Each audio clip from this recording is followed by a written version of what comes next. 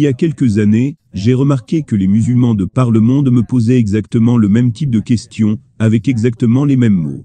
Je vais en Californie, et les musulmans me demandent, où Jésus a-t-il dit, « Je suis Dieu, adorez-moi ». Je me rends à Londres, et les musulmans me demandent, où Jésus a-t-il dit, « Je suis Dieu, adorez-moi ». Je reçois des messages de musulmans du Pakistan, et de l'Indonésie, disant, où Jésus a-t-il dit, « Je suis Dieu, adorez-moi ». Il était donc clair que les musulmans ont été entraînés à demander aux chrétiens, où Jésus a-t-il dit, « Je suis Dieu, adorez-moi ». Et si vous regardez certaines conférences des apologistes musulmans, vous pouvez les voir disant aux musulmans de poser cette question. Maintenant, avant d'aller plus loin, puis-je vous demander, où Jésus a-t-il dit, « Je suis Dieu, adorez-moi ». Si certaines des preuves classiques de la divinité du Christ vous viennent à l'esprit, vous allez rencontrer un problème. Parce que si un musulman vous demande, où Jésus a-t-il dit, « Je suis Dieu, adorez-moi », et que vous répondez en lui montrant que Jésus a dit, « Je suis », le « je suis » de l'Exode, ce même musulman a également été entraîné à répliquer, « Non, je vous ai demandé où il a dit, « Je suis Dieu, adorez-moi », dans les mots exacts. Vous voyez, les musulmans n'ont pas été entraînés pour simplement poser cette question, ils ont été entraînés pour exiger les mots exacts. Vous chrétiens, vous dites que Jésus est Dieu, et que nous sommes censés l'adorer. Si vous ne pouvez pas nous montrer où Jésus a dit, « Je suis Dieu, adorez-moi », dans ces mots exacts, alors vous vous trompez clairement à propos de Jésus. Donc, avant de proposer une réponse pour la divinité du Christ, vous devrez peut-être résoudre la question du critère des mots exacts, qui est un critère absurde. En fait, le moyen le plus simple de résoudre ce critère des mots exacts, c'est de le retourner à celui qui vous pose la question. Par exemple, vous pouvez dire, « Je serais heureux de vous montrer où Jésus a dit, « Je suis Dieu, adorez-moi », dès que vous me montrez où il a dit, « Je ne suis qu'un prophète, ne m'adorez pas ». Dans ces mots exacts, pas d'autres mots. Je veux exactement les mots, « Je ne suis qu'un prophète, ne m'adorez pas ». Parce que c'est ce que les musulmans croient à propos de Jésus, n'est-ce pas? Si vous ne pouvez pas me montrer ces mots exacts, la vision islamique de Jésus doit être fausse. Ou vous pouvez dire aussi, « Montrez-moi où Jésus a dit, « Je suis le fils de la Vierge Marie », dans ces mots exacts. Vous pouvez utiliser la Bible ou le Coran, mais je veux ces mots exacts. Sinon l'islam est faux. Cela vous aidera à lui montrer qu'exiger des mots spécifiques est absurde. Le fait que tant de musulmans utilisent cette approche, une approche qui si elle est appliquée de manière cohérente, pourrait être utilisée contre l'islam, suggère fortement que l'apologétique islamique n'est pas destinée à amener les gens à la vérité. Elles sont destinées à semer la confusion. Une fois que nous avons dépassé cette étape du critère des mots exacts, nous pouvons alors poser des questions beaucoup plus raisonnables. Où et comment Jésus a-t-il prétendu être Dieu? Et dès lors, nous pouvons regarder toutes sortes de passages intéressants. Mais quand vous commencez à parcourir ces passages avec vos amis musulmans, vous allez rencontrer un deuxième problème. Celui de la réinterprétation.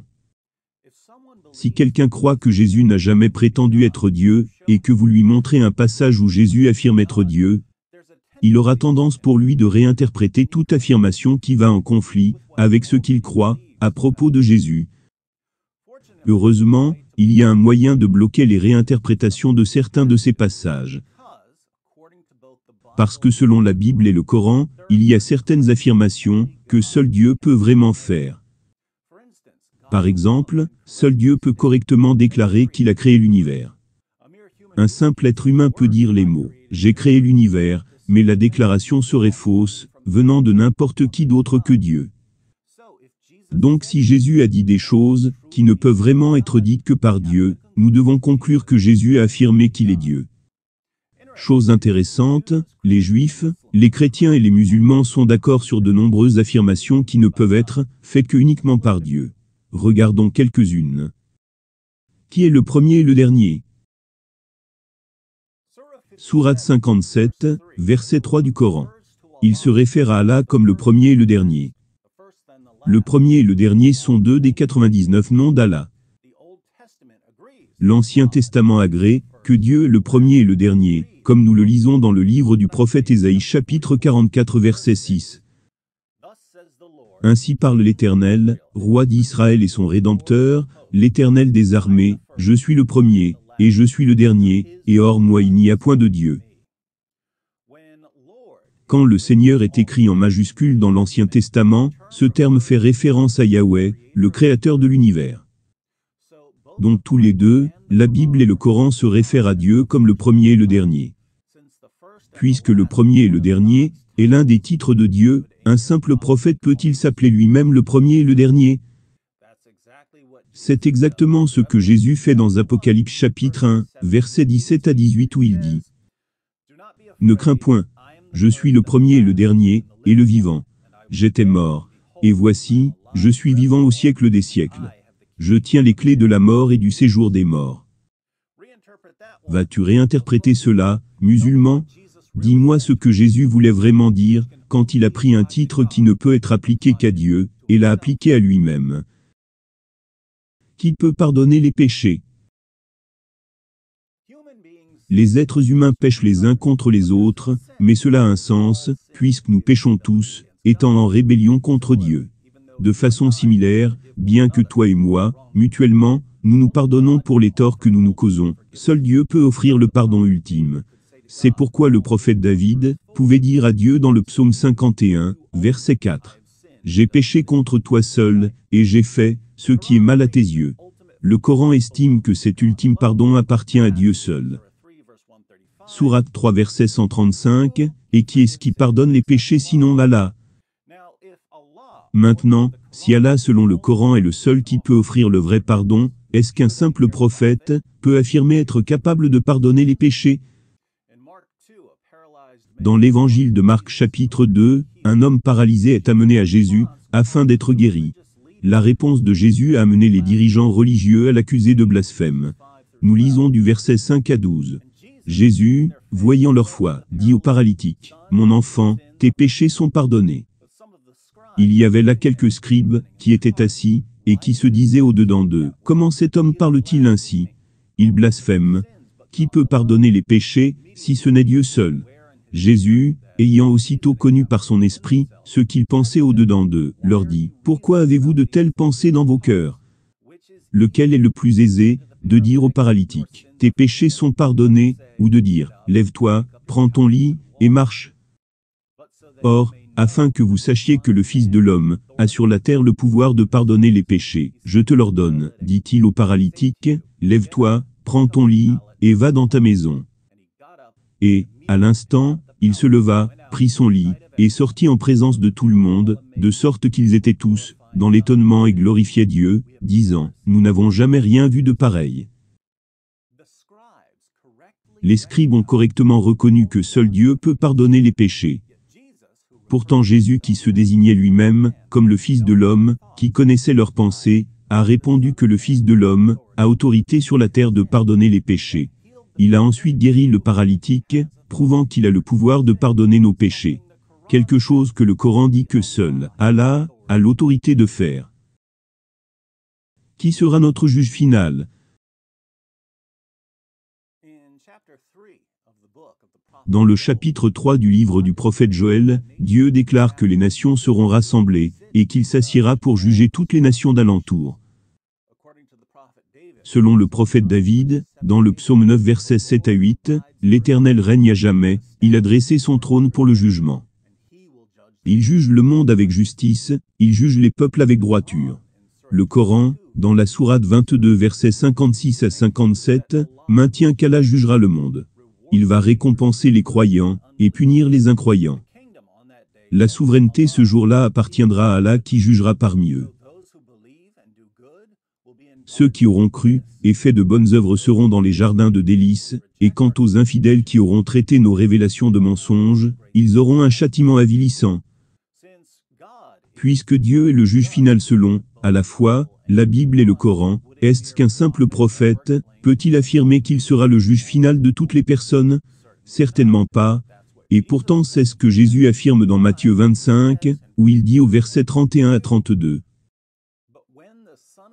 Lorsque le Fils de l'homme viendra dans sa gloire, avec tous les anges, il s'assiera sur le trône de sa gloire. Toutes les nations seront assemblées devant lui. Il séparera les uns d'avec les autres, comme le berger sépare les brebis d'avec les boucs. Jésus poursuit en disant qu'il admettra certaines personnes au paradis, et jettera d'autres en enfer. N'est-ce pas là quelque chose que seul Dieu peut faire? Pourquoi un simple prophète va-t-il dire de telles choses? Qui est la vérité? Dans le psaume 31 verset 5, le prophète David se réfère à Dieu comme le Dieu de la vérité. Selon la sourate 22, verset 6 du Coran, Allah est la vérité. La vérité Halak, comme le premier et le dernier, est l'un des 99 noms d'Allah. Sachant que Dieu se réfère lui-même comme étant la vérité, est-ce qu'un prophète s'est-il jamais appelé lui-même comme étant la vérité? Jésus l'a fait dans Jean 14 verset 6, où il dit « Je suis le chemin, la vérité et la vie. Nul ne vient au Père que par moi. » Vous, les musulmans, ne trouvez-vous pas cela étrange, que Jésus continue à s'appliquer les noms de Dieu, à lui-même? Qui ressuscite les morts? La Bible et le Coran sont d'accord que Dieu est celui qui ressuscitera les morts. Selon 1 Samuel 2 verset 6, l'Éternel fait mourir, et il fait vivre. Il fait descendre au séjour des morts, et il en fait remonter. De façon similaire, dans la sourate 22 verset 7, le Coran dit « Et qu'Allah ressuscitera ceux qui sont dans les tombeaux. » Puisque Dieu est celui qui ressuscite les morts, à la résurrection, devons-nous nous attendre qu'un simple prophète dise à ses disciples qu'il ressuscitera les morts? Dans Jean 5, versets 25 à 29, Jésus dit « en vérité, je vous le dis, l'heure vient, et elle est déjà venue, où les morts entendront la voix du Fils de Dieu, et ceux qui l'auront entendu vivront. Car, comme le Père a la vie en lui-même, ainsi il a donné au Fils d'avoir la vie en lui-même. Et il lui a donné le pouvoir de juger, parce qu'il est Fils de l'homme. Ne vous étonnez pas de cela, car l'heure vient où tous ceux qui sont dans les sépulcres entendront sa voix, et en sortiront. Ceux qui auront fait le bien ressusciteront pour la vie, mais ceux qui auront fait le mal ressusciteront pour le jugement. Dans Jean 11, verset 25, Jésus s'appelle lui-même la résurrection. Il déclare « Je suis la résurrection et la vie. Celui qui croit en moi vivra, quand même il serait mort. » Si Jésus est seulement un prophète, cela ne serait-il pas un blasphème? Dieu partage-t-il sa gloire?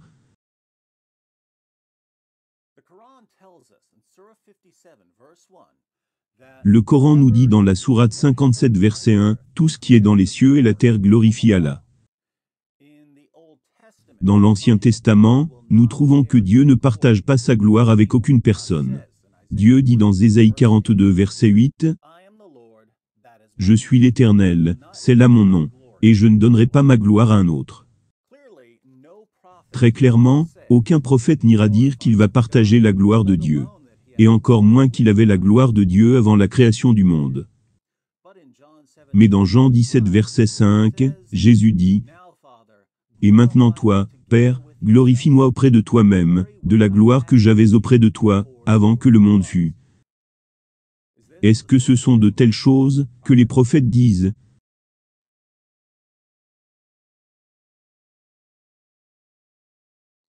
Dans Marc 2, verset 28, Jésus s'appelle lui-même le maître du sabbat. Dans Matthieu 22, versets 41 à 45, il prouve qu'il est le Seigneur du prophète David. Dans Jean 8, versets 39 à 58, Jésus dit qu'il a vu le prophète Abraham. Dans Matthieu 12, verset 6, Jésus affirme être plus grand que le temple de Dieu. Jésus nous dit qu'il a une relation absolument unique avec le Père. Qu'il peut répondre aux prières, qu'il est présent où ses disciples se rassemblent, qu'il a toute autorité dans les cieux et sur la terre, et qu'il est avec ses disciples pour toujours. Il a même fait une déclaration surprenante, que tout ce que le Père a, est à moi. Selon Jésus, toutes les personnes devraient l'honorer, tout comme nous honorons le Père. Il dit dans Jean 5, versets 21 à 23, « Car, comme le Père ressuscite les morts, et donne la vie, ainsi le Fils donne la vie à qui il veut. Le Père ne juge personne, mais il a remis tout jugement au Fils, afin que tous honorent le Fils, comme ils honorent le Père. Celui qui n'honore pas le Fils n'honore pas le Père qui l'a envoyé. Puisque l'une des façons par laquelle nous honorons le Père c'est en l'adorant, et puisque Jésus dit que nous devons honorer le Fils, de la même manière que nous honorons le Père, Jésus exigeait donc l'adoration. Cela ne devrait pas être une surprise que les disciples de Jésus l'ont adoré à de nombreuses reprises. L'Évangile nous dit que Jésus a été adoré peu de temps après sa naissance, pendant son ministère, après sa résurrection, et avant son ascension au ciel, et après son ascension au ciel. Thomas, le disciple de Jésus, s'est même adressé à lui, dans Jean 20 verset 28, en disant « Mon Seigneur et mon Dieu ». Alors, où Jésus a-t-il dit « Je suis Dieu, adorez-moi ». Comme nous l'avons vu, Jésus a affirmé être le premier et le dernier. Celui qui pardonne nos péchés. Le juge final. La vérité et la résurrection. Jésus a proclamé qu'il avait la gloire du Père, avant que le monde ne fût créé. Qu'il est le Seigneur du sabbat et du roi David. Qu'il avait vu Abraham, et qu'il est plus grand que le temple de Dieu. Jésus a une relation unique avec le Père, il peut répondre aux prières, il est avec ses disciples où qu'ils soient. Il a une autorité totale sur terre et au ciel. Il est avec ses disciples pour toujours, et il est le propriétaire de tout. Jésus a même exigé qu'il soit honoré, tout comme le Père est honoré. Et cela inclut l'adoration. Et ce ne sont pas là les revendications d'un simple être humain. Ce ne sont même pas les revendications d'un puissant prophète. Ce sont des revendications que seul Dieu peut vraiment faire. Et c'est pourquoi les chrétiens croient que Jésus est Dieu. Puisqu'il y a tellement de choses à réinterpréter ici, si nos amis musulmans veulent continuer à affirmer que Jésus n'était qu'un prophète, ils n'ont plus maintenant d'autres options que d'insister que la Bible a été falsifiée. Malheureusement pour nos amis musulmans, j'ai fait cette vidéo qui prouve que le Coran affirme la préservation, l'autorité et l'inspiration de nos écritures. Cliquez sur la vidéo pour voir qu'Allah commande aux chrétiens de juger par les écritures que nous possédons. Et vous comprendrez que parce que les Écritures nous affirment la divinité du Christ sur de nombreux points, nous ne pouvons pas obéir au Coran sans rejeter le Coran.